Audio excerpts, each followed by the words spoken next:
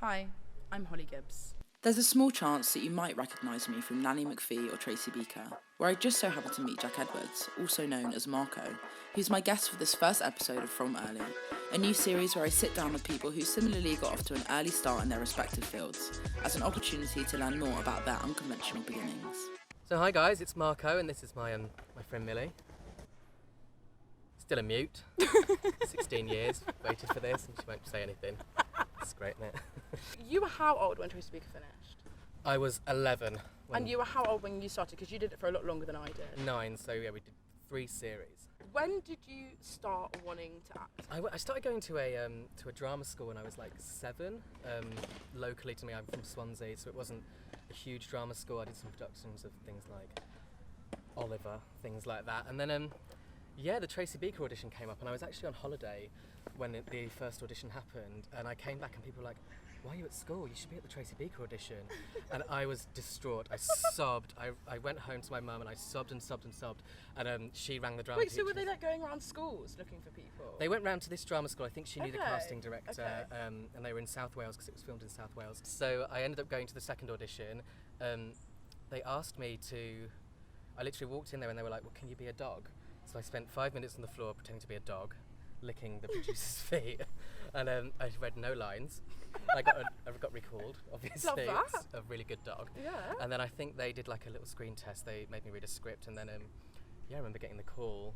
They left a message on my answer machine, and the rest is history. Here I am, unemployed. When you went back to school in between, what was that like? So we normally film towards the end of the year, but I do remember when it first started being shown, everyone was really, really excited. Yeah, it was nice, and then I think soon after it didn't get that exciting. Like, I think then, I wouldn't say kids were jealous, but I think that I had to be very careful not to show off. Right. Did you ever have anyone be mean to you? Oh yeah, like there was Really? definite. I actually got beaten up once by another kid during filming, What? and it was the series before you started in series 4, and I had a big scar across my forehead which makeup had to cover up. Like, kids were mean. I was really similar to him. I really liked dressing up as a kid. I had my own dressing up box, all pictures of me as a kid. I'm in like a tutu and like ballet pumps, and my sister's there dressed as like a Teletubby. So it must have just been like you were like playing a different version of yourself. Exactly. I used to put my grandma's clip-on earrings on. I used to have like a curly blonde wig. I used to, I was Marco. Do you think that playing him and being him on screen and having all of these people knowing you as that part allowed you to kind of like embrace all of those parts of yourself more, or do you think it did the opposite? I think it did the opposite in the meantime, because I was playing quite a different, strange character. It wasn't something which I bragged about for years, especially like after we finished filming. I didn't mention it really for years. People would ask me about it and people would still recognise me, but I didn't like to talk about it. Not a lot of people can say that they were a part of such like an iconic TV show. It was a big thing, and there weren't that many programmes on at the time. No, definitely not. Not like that. No, and not like now where you've got Netflix and there's so much stuff to watch. Like, you went home, and unless you had Sky, you had, 5 channels to watch when you went home. So when you got home from school, you'd put Tracy Beaker on. I'm just trying to relive our childhood together. Thank okay? you. It's been a long time. Yeah, I always remember sat on a swing feeling really awkward. Yeah, this is the first time I've been out in weeks. Oh my God. How does it feel? It's amazing. Look at the sun. I should put my sun cream on. Post Tracy Beaker, what did you do afterwards? Because I get this a lot, and I'm sure that you do that. People just think you like completely stopped straight after. Yeah, I mean, it's weird because I don't want to list off like my whole CV, Of but I've got course. it in my bag. So I moved to London, went to a theatre school, worked my way through theatre school, did lots of like voiceovers, adverts, little bits here and there. Why did you stop? I stopped because the work stopped. Fair. And it becomes more difficult when you're an adult. Like, there's a lot more competition. People start going to like proper acting schools and probably become a lot better than you. And then I think a lot of people assume that, like, I've had this a lot, when you've been in something that's like really big, just because you've been in that, it means that you're like kind of guaranteed roles and everything else. Yeah, they expect you to like leave that and then carry on working for years, but doesn't work like that, kids. No. Very sorry. No, just because you get a role in Tracy Beaker, it doesn't mean that you're going to go to Hollywood. No, you don't. You go to Walthamstow. Where we are now. Where we are now. On Filming. a swing. It's On a lovely. Wednesday. Yeah, the freezing cold. The narrative that I know, and I think we all know of like child actors, is that like were all messed up. Do you think it traumatised you at all? Are you traumatised? Don't know. Probably.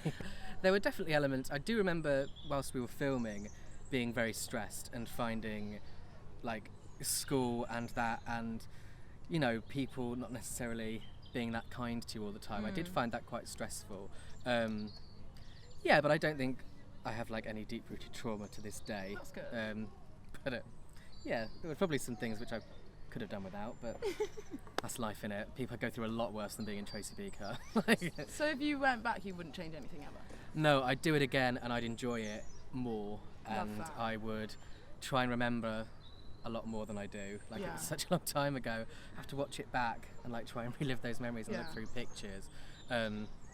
Yeah, I'd do it all again in a heartbeat. No, it definitely prepares you for certain parts of life. And I think it's like, as kids, we were all in this really unique, weird bubble that so many people, like I said earlier, haven't been in. Like it was such a unique experience, and I don't think that there's a way you can like replicate that in any other way. I think we've all been through something which was really unique but really special. Yeah. I don't understand how you've got yourself to move. I could take off. Do you regret stopping acting? Didn't really have much choice. Didn't The have work much choice stopped. in stopping To be acting. honest. Fair enough. It's something which I think I'd like to try and do again one day. But for now, I'm really happy. Maybe I would, maybe I wouldn't. I'm not really sure. I mean, the thought of it's quite nice, but the reality is it's quite stressful. Yeah. You never know when your next job's coming in. Yeah. There's a lot of financial uncertainty unless you're doing really, really well. Okay, but maybe we both need to come back with a Million Marco spin-off show. I mean, it's what the people watch. Actually thought about it. I feel like both of our characters would probably have gone into a career in like design, fashion, maybe costume. I feel like Marco would have probably grown up to be like a costume designer. I feel like he would have gone on Drag Race. That's what I'm hoping for. Yes! I think they would have been like the kind of pair that never separated. I feel like they would have just remained friends and probably done everything together. You'd hope so, because they were inseparable. They were very sweet. Obviously we got fostered together, didn't we? Yeah, we did. So Went off into the sunset. So we would have been living together, and then we probably would have, I don't know, maybe gone to uni together. Yeah. And then, you know, Conquered the world. being best friends. I wonder if Millie would still be a mute. Like, who knows? I hope not, because she had a lot to say. She did. And she All started in the talking in the eyes. last one. Well, yeah, but that was my kind of breakout. Like, I'm getting fostered. Get me out of here. Yeah. Of course I do, Elaine. I want to leave. Are you mad? Let's file for meth immediately. I've got some packing to do. I can't believe I remember that. So guys, that's a wrap on episode 1 of From Early. Jack, thank you so much for being here. You are very, very welcome. It's been a pleasure to reunite has with you. The Really iconic nice. tune. We need to get a thumbnail. Thumbnail? Yeah, like you What's know that? at the start of a video. Right, okay. Is that a nice thumbnail? It is a Is that good cute? thumbnail. Oh, come true. Oh, my Jesus, see me through. Please don't sing Doesn't that. matter what we sing. You missed it. come out You've messed it up. You've got it all Have wrong. I? Yeah. Have I? There was a whole verse that you missed out. Oh. Weren't in it as long as me, so I No, can't expect sorry. you to I was remember, to be I'm not an OG.